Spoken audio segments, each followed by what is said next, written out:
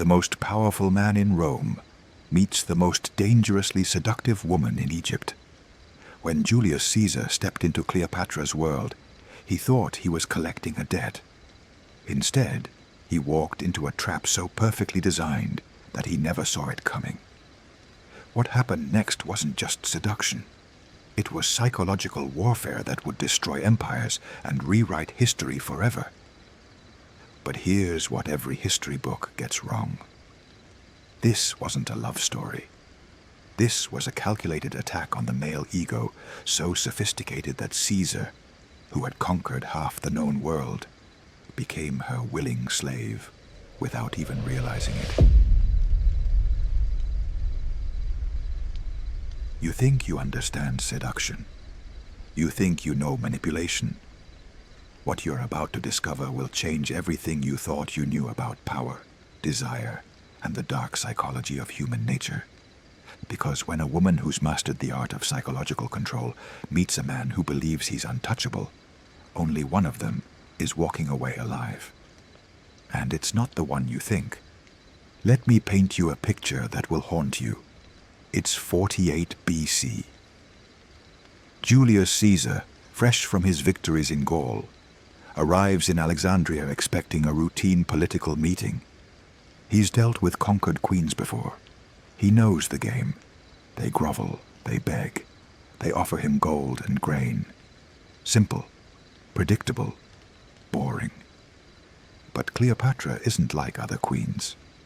While Caesar's ship is still docking, she's already 3 moves ahead, orchestrating the most elaborate psychological seduction in human history.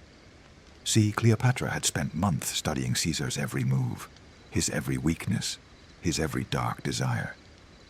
She knew his schedule before he did. She knew his habits, his preferences, his secret fantasies. She had turned stalking into an art form.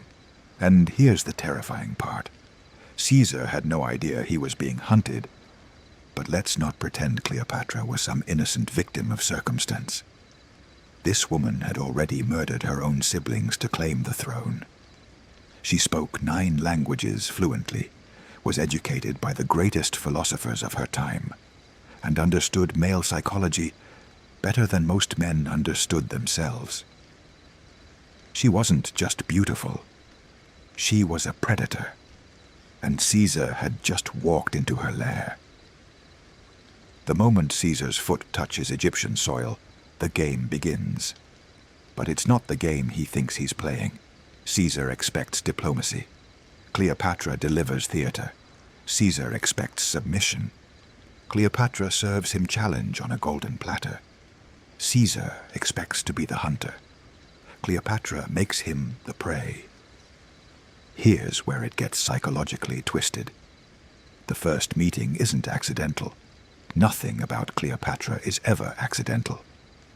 She had her network of spies watching Caesar's every breath from the moment he left Rome. She knew he was a man who loved intellectual challenges, who was bored by simple pleasures, who secretly craved something he'd never experienced before. So she gave him exactly what he didn't know he was desperately hungry for. A woman who could match his mind and challenge his soul. But here's the most dangerous part. While Caesar thought he was being diplomatic, Cleopatra was already inside his head. She spoke to him in perfect Latin, but with an accent that made every word sound like a whispered secret. She discussed philosophy and military strategy, but in a way that made him feel like she was undressing his thoughts. She challenged his ideas, but made him feel brilliant for having them challenged. For the first time in his life, Caesar felt like he was talking to an equal, and that's when she had him exactly where she wanted him. The psychological manipulation intensifies with surgical precision. Caesar starts spending more time in Alexandria than planned. His advisors are getting nervous. Rome is waiting for him to return with Egypt's tribute. But Caesar can't leave. Not yet. Because every conversation with Cleopatra leaves him craving more. She's like a drug that gets stronger with each dose, and she knows it. Now comes the moment that changed the course of history, the carpet incident. But forget everything you think you know about this story. Cleopatra didn't just hide in a carpet to surprise Caesar. That was psychological warfare of the highest order. She knew that Caesar, like all powerful men, was surrounded by people who feared him, who told him what he wanted to hear, who treated him like a god instead of a man. So she did something no one had ever dared to do. She made him laugh.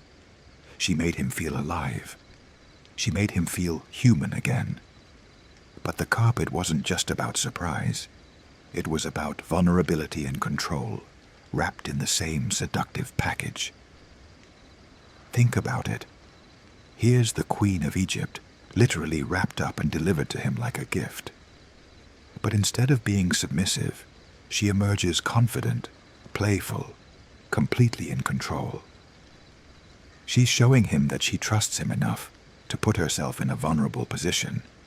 But she's also demonstrating that even when she's vulnerable, she's still the one calling the shots. It's the perfect psychological trap. Caesar feels powerful and desired at the same time. The seduction deepens into dangerous territory. Caesar starts having private dinners with Cleopatra. Not state dinners. Private, intimate meals where they talk for hours about everything and nothing. She listens to his stories about Gaul, about his victories, about his fears, about his dreams. She makes him feel heard in a way he's never felt before. But she's not just listening. She's learning. Every story he tells her is information she can weaponize. Every weakness he reveals is a tool she can use to control him. And then comes the physical escalation. But here's what makes Cleopatra a master manipulator. She doesn't throw herself at him like every other woman in his life. She doesn't make it easy. Instead, she creates moments of electric tension, of almost touches, of lingering looks that burn into his memory. She makes him want her so desperately that when it finally happens, he feels like he's the one who made the move. She makes him feel like the conqueror, even though she's the one who orchestrated every single moment. The nights in Alexandria become the stuff of legend. Caesar, who's used to quick conquests and strategic alliances, finds himself in a situation he can't control. Cleopatra is unlike any woman he's ever encountered. She's intellectually stimulating, physically intoxicating, and emotionally unavailable, all at the same time. She gives him just enough to keep him hooked, but never enough to satisfy him completely. It's the perfect addiction, and Caesar is spiraling fast. Here's where the story gets really dark. Caesar starts making decisions that go against every Roman instinct he's ever had. He's supposed to be collecting Egypt's debts and returning to Rome as a hero. Instead, he's falling deeper into Cleopatra's web with every passing day. He starts giving her military support, resources, legitimacy. His own advisors are beginning to question his judgment. But Caesar doesn't care. He's addicted to the game, and Cleopatra is the only dealer in town. The psychological manipulation reaches its peak during the famous Nile cruise. But this isn't just a romantic boat ride. This is Cleopatra's masterpiece. She doesn't just show Caesar the beauty of Egypt. She shows him a world where she could be more than just a Roman general. She shows him a world where she could be worshipped as a god. She feeds his ego, his ambition, his secret desire to be more than just feared. And Caesar, despite all his experience, despite all his wisdom, despite all his conquests, falls for it completely. But Cleopatra's greatest weapon isn't her beauty or her intelligence. It's her unpredictability. Just when Caesar thinks he has her figured out, she surprises him again. She's warm and loving one moment, cold and distant the next. She makes him feel like he's the most important man in the world, then reminds him that she's a queen who doesn't need anyone. This emotional roller coaster keeps Caesar constantly off balance, constantly trying to win her approval, constantly chasing something he can never quite catch. The relationship intensifies beyond anything Caesar has ever experienced. They're not just lovers, they're co-conspirators, intellectual equals, and psychological adversaries all wrapped into one intoxicating package. Cleopatra challenges him in ways no Roman woman ever could. She questions his strategies, offers her own insights, makes him see the world through completely different eyes. She's not just sharing his bed, she's sharing his mind, and that's the most dangerous thing she could possibly do. Caesar starts changing in ways that terrify his closest allies. The man who once prided himself on being rational and calculating becomes impulsive and emotional. He makes decisions based on what Cleopatra wants instead of what Rome needs. He starts seeing himself through her eyes, believing her when she tells him he's destined for greatness beyond what Rome can offer. She's not just seducing him, she's transforming him into someone completely different. The manipulation becomes so complete that Caesar doesn't even realize it's happening. He thinks he's in love. He thinks he's found his perfect match. He thinks he's finally met a woman who understands him. But Cleopatra is playing a much longer, much more dangerous game. She's not just trying to seduce Julius Caesar, she's trying to seduce the future of Rome itself. And she's using Caesar's own desires, his own ego, his own loneliness against him to do it. The psychological warfare intensifies when Cleopatra starts making Caesar feel like he needs her to be complete. She becomes his advisor, his confidant, his emotional support system. She makes herself indispensable not just to his happiness, but to his very identity. Without her, Caesar starts to feel like he's just another aging Roman general. With her, he feels like he could conquer the world. The tension reaches a breaking point when Caesar's time in Egypt extends far beyond what anyone expected. Rome is becoming impatient. His enemies are gathering strength. His allies are starting to question his loyalty. But Caesar can't leave. Not because he has to stay, but because he doesn't want to. Cleopatra has made him forget who he was before he met her. She's made him forget his duty to Rome, his responsibilities to his people, his very identity as a Roman. And that's exactly what she wanted. But here's the most chilling part of this story. Cleopatra knows exactly what she's doing to Caesar. She can see his obsession growing. She can see his judgment clouding. She can see his enemies circling like vultures. And she doesn't care, because her goal was never to save Caesar. Her goal was never to make him happy. Her goal was to save Egypt. And if Caesar has to be destroyed to achieve that, so be it. The psychological manipulation reaches its ultimate form when Cleopatra starts using Caesar's own Roman pride against him. She tells him that Rome is too small for a man of his greatness. She tells him that the Senate is holding him back. She tells him that together they could build an empire that makes Rome look like a small village. She's not just seducing him anymore. She's radicalizing him. Caesar begins to see his own people as obstacles to his destiny. He starts to see Roman law as something to be overcome rather than upheld. He starts to see his enemies not as fellow Romans with legitimate concerns, but as small-minded men who don't understand his vision. Cleopatra has turned the greatest Roman general in history into Rome's greatest threat. Now we reach the moment where everything explodes into chaos. Caesar's obsession with Cleopatra has reached levels that would make a psychologist weep. He's not just making personal sacrifices anymore. He's making political ones. He's making strategic ones. He's making decisions that will ultimately cost him everything he's ever worked for. When Cleopatra announces she's pregnant with his child, Caesar faces the ultimate test of his sanity. Does he choose Rome, the civilization that made him who he is? Or does he choose her, the woman who's made him forget who he was supposed to be? This isn't just about love anymore. This is about power. This is about empire. This is about the future of civilization itself. Cleopatra has played her final, most devastating card. She's not just offering Caesar a son. She's offering him a dynasty. A way to combine Roman military might with Egyptian wealth and wisdom. A chance to rule not just Rome, but the entire known world. And Caesar, despite knowing the risks, despite knowing what it could cost him, despite knowing it might destroy everything he's built, can't resist. The pregnancy changes everything about their relationship. Caesar starts making promises he can't keep.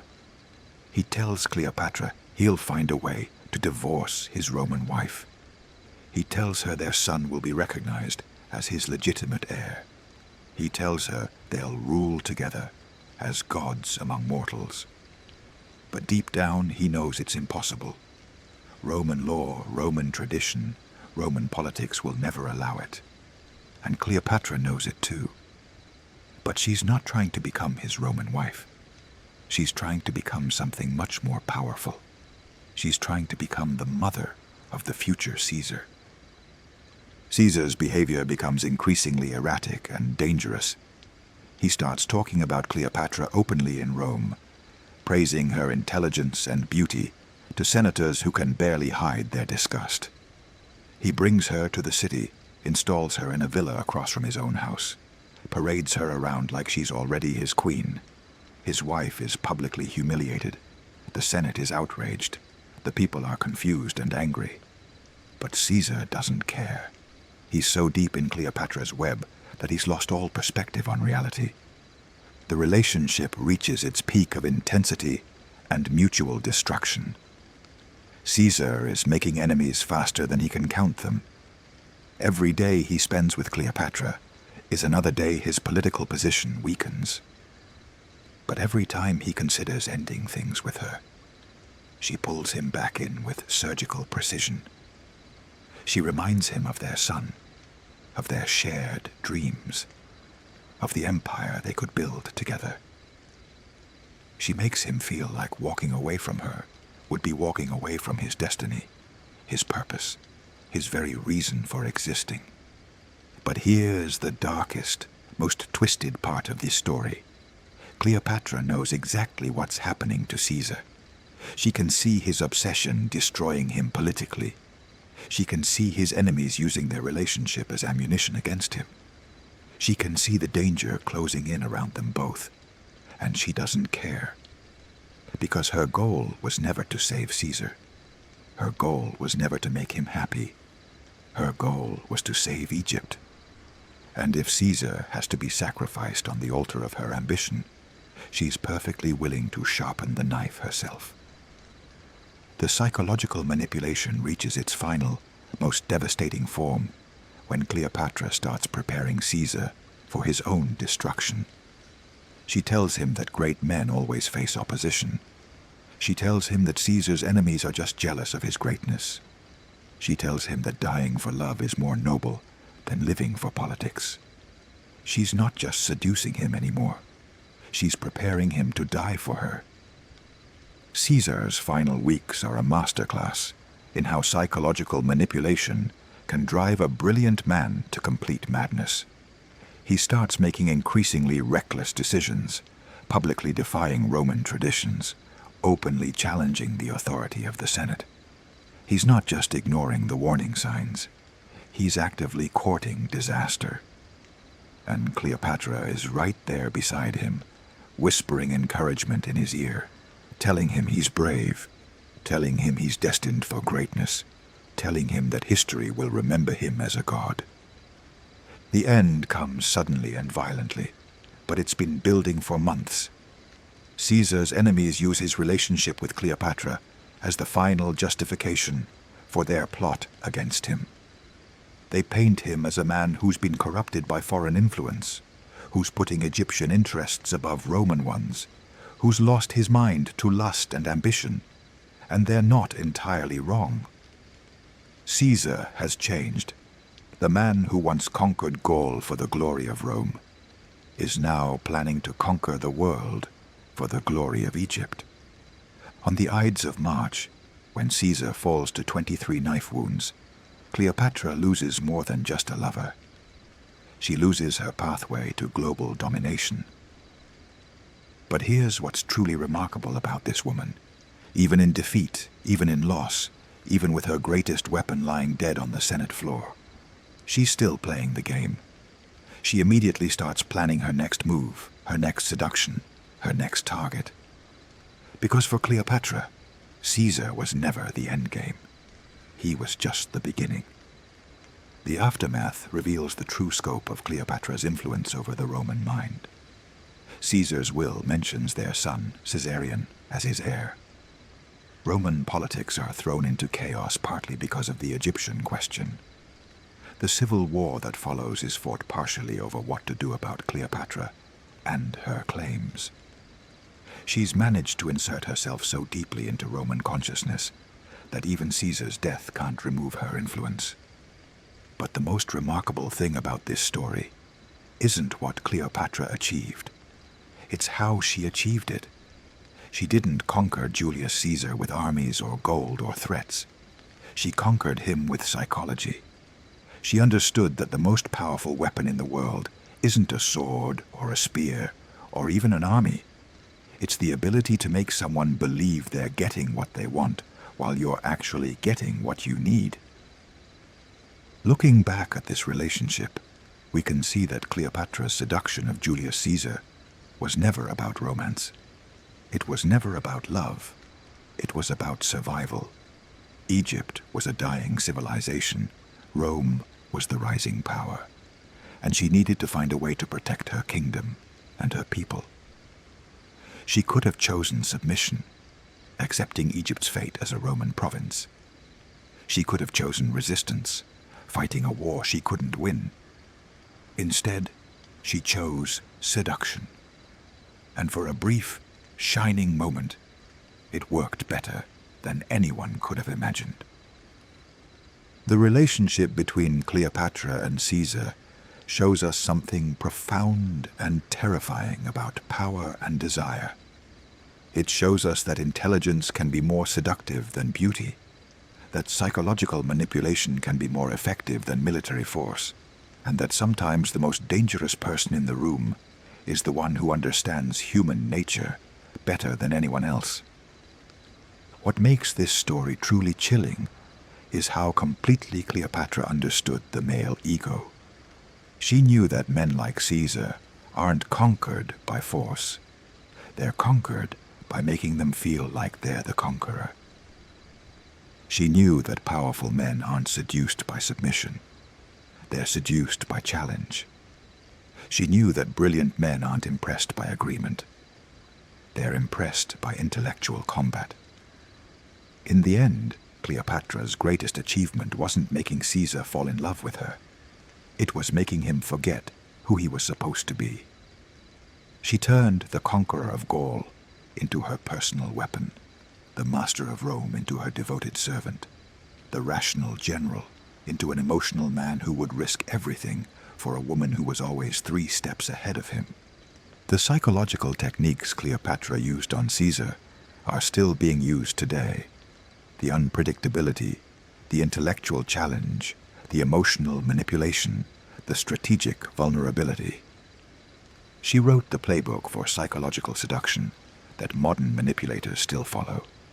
She understood that the way to a powerful man's heart isn't through his ego. It's through making him feel like he's finally met his match. But perhaps the most disturbing aspect of this story is how willing Caesar was to be manipulated. Despite all his intelligence, despite all his experience, despite all his military genius, he walked into Cleopatra's trap with his eyes wide open. Because deep down, he wanted to be seduced. He wanted to meet a woman who could challenge him. He wanted to feel like more than just a Roman general. He wanted to be a god. and Cleopatra gave him exactly what he wanted, right up until the moment it destroyed him. The legacy of their relationship extends far beyond their own deaths. Cleopatra's techniques of psychological manipulation became the template for how intelligent women could wield power in a man's world. Her understanding of male psychology, her ability to make men feel powerful while actually controlling them, her mastery of emotional manipulation, these became the tools that powerful women would use for centuries to come. What an incredible and disturbing journey through one of history's most sophisticated psychological battles. Cleopatra didn't just seduce Julius Caesar. She rewrote the rules of power itself, showing us that sometimes the greatest victories come not from strength or armies or gold, but from understanding exactly what your opponent wants to hear and giving it to them in precisely the right dose.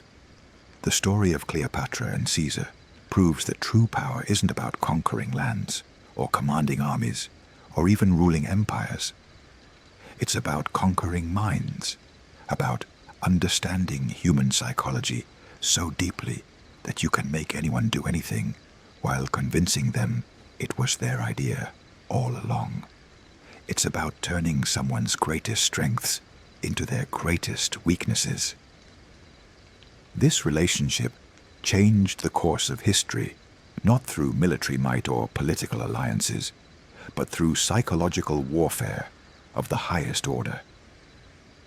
Cleopatra understood something that most people still don't understand today. The most dangerous weapon in the world is the human mind, and the most effective way to wield that weapon is to make your target fall in love with their own destruction.